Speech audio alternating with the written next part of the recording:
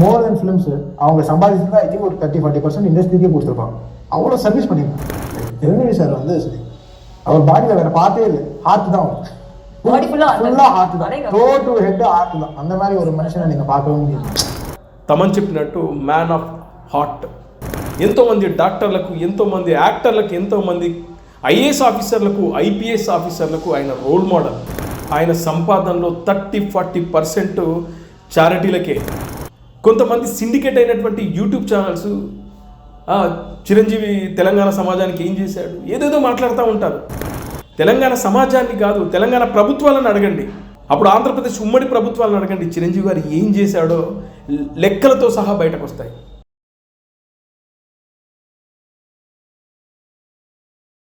Hello friends, నేను రాజు గారు. చాలామంది దగ్గర వందల వేల కోట్ల ఆస్తులు ఉంటాయి. ఈ సమాజం వాళ్ళకు చాలా ఇస్తుంది, కానీ అందులోంచి ఎంతో కొంత ఇదే సమాజానికి తిరిగి ఇవ్వాలనే ఆలోచన చాలా తక్కువ మందిలో ఉంటుంది. అలాంటి వాళ్ళలో మెగాస్టార్ చిరంజీవి గారు ఒకరు. చిరంజీవి గారు తన రెమ్యూనరేషన్లో 40% వరకు తిరిగి ఇదే సమాజానికి, అదే సినీ కార్మికుల కోసం, అదే సోషల్ సర్వీసుల కోసం, చారిటీల కోసం చిరంజీవి గారు తిరిగి ఖర్చు పెడుతున్నాడు అనే విషయం చాలా తక్కువ మందికి తెలుసు. చెడు చాలా తొందరగా జనాలకు వెళ్ళిపోతుంది, కానీ మంచి మాత్రమే చాలా తక్కువగా జనాలకు వెళ్తుంది. చిరంజీవి గారు బ్లడ్ బ్యాంక్, ఐ బ్యాంక్ పెట్టడమే కాకుండా ఇవాళ ఎంతో మందికి ఆయన ఎన్నో విధాలుగా ఆదుకుంటున్నాడు. ఏదో ఇబ్బందుల్లో ఉన్నారు అని తెలిసి ఇతనే వాళ్ళకు ఫోన్ చేసి పిలిపించుకొని మరీ వాళ్ళకు హెల్ప్ చేసే నేచర్ చిరంజీవి గారిలో మాత్రమే ఉంది. ఆ మధ్యన ప్రసాద్ బాబు గారు అదే విషయాన్ని బయటకు చెప్పారు. ఒకానొక సందర్భంలో నేను చిరంజీవి గారి దగ్గరికి వెళ్ళి ఇబ్బందుల్లో ఉన్న సమయంలో 1 లక్ష రూపాయలు అడగానే, అప్పుడెప్పుడో 80sలో చిరంజీవి గారు కూడా అప్పుడప్పుడే ఎదుగుతున్న సమయంలో ఏమీ ఆలోచించకుండా అప్పటికప్పుడు 1 లక్ష రూపాయలు ఇచ్చారు. ఈ రోజుల్లో అది 1 కోటి రూపాయలు, ఇంకెక్కువ అనుకోవచ్చు. ఇలాంటివి కోకొల్లలు ఉన్నాయి. ఎవరో ఒక డాన్స్ మాస్టర్, చిరంజీవి గారితో పనిచేసినటువంటి డాన్స్ మాస్టర్ ఇబ్బందుల్లో ఉన్నాడు అనే విషయం ఎవరి ద్వారానో తెలిసి పిలిపించుకొని చెక్కులు ఇచ్చి, అదేవిధంగా ఎవరో ఒక జర్నలిస్ట్ మిత్రుడు ఇబ్బందులో ఉన్నాడు, హాస్పిటల్లో ఉన్నాడు, హాస్పిటల్ ఖర్చులు కట్టలేని పరిస్థితిలో ఉన్నాడని తెలియగానే చిరంజీవి గారు ఆ హాస్పిటల్కి సంబంధించినటువంటి బిల్లు కట్టడం, అదేవిధంగా ఒక అభిమాని అనారోగ్యంతో పోరాటం చేస్తున్నాడు, ఇప్పుడు అప్పుడు పోతాడనుకునే ఆ అభిమానిని కూడా బతికించుకున్నాడు. అదేవిధంగా పొన్నంబలం అనే ఒక తమిళ నటుడు చిరంజీవి గారితో కొన్ని సినిమాల్లో యాక్ట్ చేశాడు. ఆయన అనారోగ్యంతో బాధపడుతున్నాడు, చాలా తీవ్రమైనటువంటి అనారోగ్యం.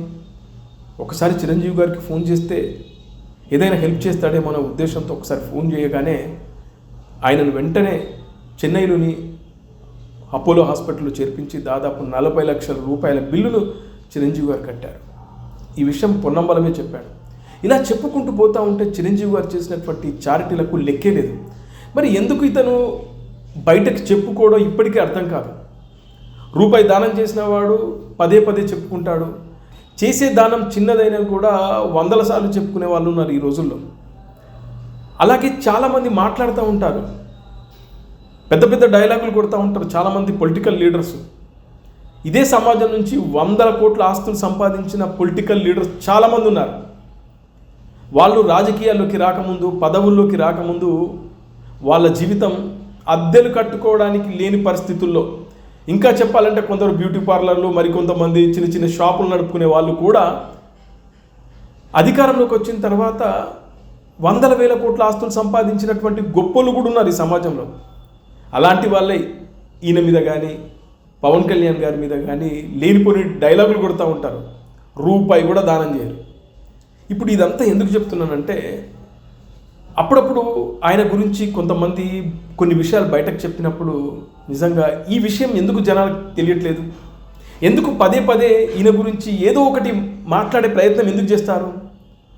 కొంతమంది సిండికేట్ అయినటువంటి యూట్యూబ్ ఛానల్స్ చిరంజీవి తెలంగాణ సమాజానికి ఏం చేశాడు ఏదేదో మాట్లాడుతూ ఉంటారు. తెలంగాణ సమాజాన్ని కాదు, తెలంగాణ ప్రభుత్వాలను అడగండి, అప్పుడు ఆంధ్రప్రదేశ్ ఉమ్మడి ప్రభుత్వాలను అడగండి, చిరంజీవి గారు ఏం చేశాడో లెక్కలతో సహా బయటకు వస్తాయి.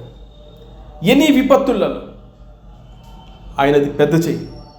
ఇవన్నీ తెలిసి కూడా పైసా కూడా దానం చేయని కొంతమంది అమాంబాపతి వ్యక్తులు కూడా ఆయన మీద నోరు పారేసుకుంటాడు. ఇవన్నీ తెలిసి కూడా పోనీలే అని వదిలేసే మనసున్న మహారాజులే.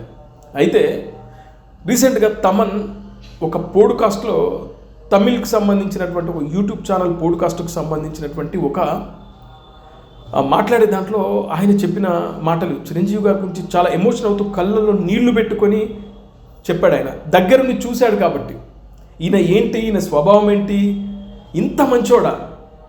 చాలామందికి తెలియదు చిరంజీవి గారి గొప్ప మనసు.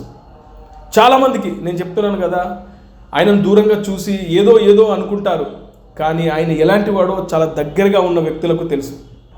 ఆయన ఏంటి అనేది చాలా దగ్గరగా చూసిన వాళ్ళకు బాగా తెలుస్తుంది.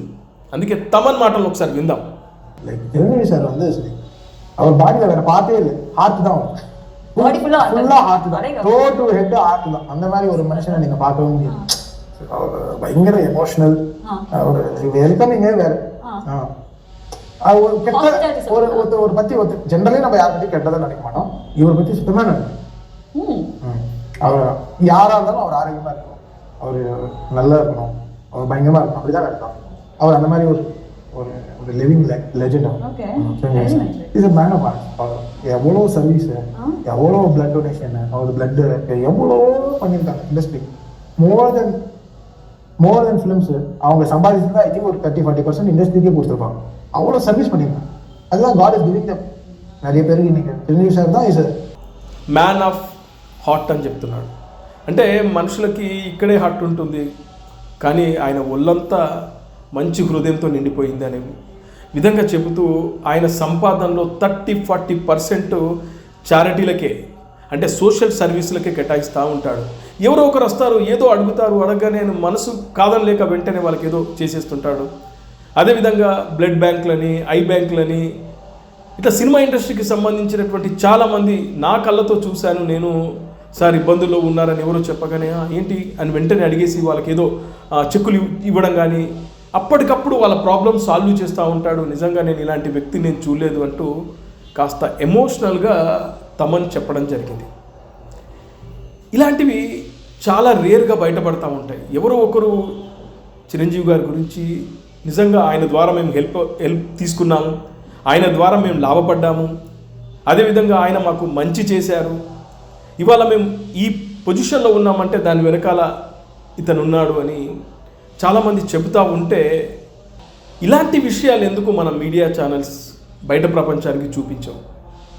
ఎంతసేపు చిరంజీవి గారి ఇంట్లో ఏదో జరిగింది, ఏదో పిల్లి ఈనింది, లేదంటే కుక్క కరిచింది, చిరంజీవి గారు ఎక్కడికో వెళ్ళేటప్పుడు ఏదో జరిగింది, ఇలాంటి విషయాల్ని పదే జనాలలోకి తీసుకెళ్తూ ఆయనను అబాస్పాలు చేసే కార్యక్రమాలు మాత్రం చేస్తారు. కానీ ఆయన గురించి కొన్ని మంచి విషయాలు బయటకు వచ్చినప్పుడు, ఇది వైరల్ అవుతుంది వీడియో, ఇలాంటి మంచి విషయాలు బయటకు వచ్చినప్పుడు ఎందుకు ఈ మీడియా ఛానల్స్ బయట ప్రపంచానికి చూపించాం? ఇవాళ చిరంజీవి గారు అంటే కోట్ల మంది అభిమానులు ఉన్నారు. 2 తెలుగు రాష్ట్రాల్లో, తెలంగాణ, ఆంధ్రప్రదేశ్లో ఆయనను చూసి, ఆయన సినిమాలు చూసి పెరిగిన వాళ్ళు నాలాంటి 70s కిడ్స్ చాలామంది ఉన్నారు. ఇవాళ ఎవరిని కదిలించినా చిరంజీవి గారి గురించి గొప్పగా చెప్తారు. ఒక ఐఏఎస్ ఆఫీసర్, ఆయన పేరేందో నాకు గుర్తుకు లేదు, ఆ మధ్యన ఒక ఇంటర్వ్యూలో చెప్తున్నాడు, చిరంజీవి గారి సినిమాలు చూస్తూ పెరిగేవాడిని, నిజంగా ఆయనను చూసి ఒక ఇన్స్పిరేషన్గా తీసుకొని నేను ఈ రోజున ఐఏఎస్ ఆఫీసర్ అయ్యి ఇంత మంచి పేరు సంపాదించుకున్నాను. అంటే ఆయన ముంబైలో ఆయన ఐఏఎస్ ఆఫీసర్గా చేస్తున్నాడు, బహుశా తానే జిల్లాకు అనుకుంటా. ఆయన చెప్తున్నాడు అనమాట, చిరంజీవి గారి ఇన్స్పిరేషన్తో నేను పైకి వచ్చాను. ఎంతోమంది డాక్టర్లకు, ఎంతోమంది యాక్టర్లకు, ఎంతోమంది ఐఏఎస్ ఆఫీసర్లకు, ఐపీఎస్ ఆఫీసర్లకు ఆయన రోల్ మోడల్, ఆయన ఇన్స్పిరేషన్. ఆ రోజుల్లో నిజంగా చిరంజీవి గారు లాంటి ఒక గొప్ప వ్యక్తి, ఒక మంచి నటుడు, ఇలాంటి వ్యక్తి కనుక సినిమా ఇండస్ట్రీలో లేకపోతే నిజంగా చాలామంది దారి తప్పేవాళ్ళు అని త్రివిక్రమ్ ఒక మాట మాట్లాడాడు ఒక స్టేజీ పైన. అది అక్షరాల నిజం. చాలామంది చిరంజీవి గారిని చూసి మనం కూడా ఇలా ఉండాలి, హీరోలా ఉండాలి, హీరోలా బతకాలి అని చాలామంది కోరుకున్నారు. అది నిజ జీవితంలో సాధ్యమయ్యేలా ఆయనను చూసి ఒక ఇన్స్పిరేషన్గా తీసుకొని ముందుకెళ్ళారు. ఇవాళ చాలామంది డాక్టర్లు అయ్యారు, యాక్టర్లు అయ్యారు, మంచి పొజిషన్లో ఉన్నారు. అదేవిధంగా సోషల్ సర్వీసులు, నిజంగా ఇంత గొప్ప మనసు, ఈ విషయం ఎందుకు జనాల్లోకి వెళ్ళదు, ఎందుకు పదే పదే ఆయనను విమర్శిస్తారు, ఏది జరిగినా ఎక్కడో జరిగినా దానికి ప్రాంతీయవాదాన్ని దాని చుట్టూ అల్లుతారు. తమన్ చెప్పినట్టు మ్యాన్ ఆఫ్ హార్ట్, నిజంగానే ఆయన గొప్ప మనసు. కానీ ఈ విషయం చాలామందికి తెలియదు. ఇలాంటి బయటకు వచ్చినప్పుడు ఖచ్చితంగా జనాలకు చెప్పే ప్రయత్నం చేయాలి, మీడియా సంస్థలు కూడా చేయాలి. కానీ ఎందుకో కొన్ని మీడియా సంస్థలు ఎంతసేపు నెగిటివ్ ప్రచారాన్ని కోరుకుంటాయి, కానీ ఇలాంటి పాజిటివ్ విషయాలు జనాలకు తీసుకెళ్ళే కదా.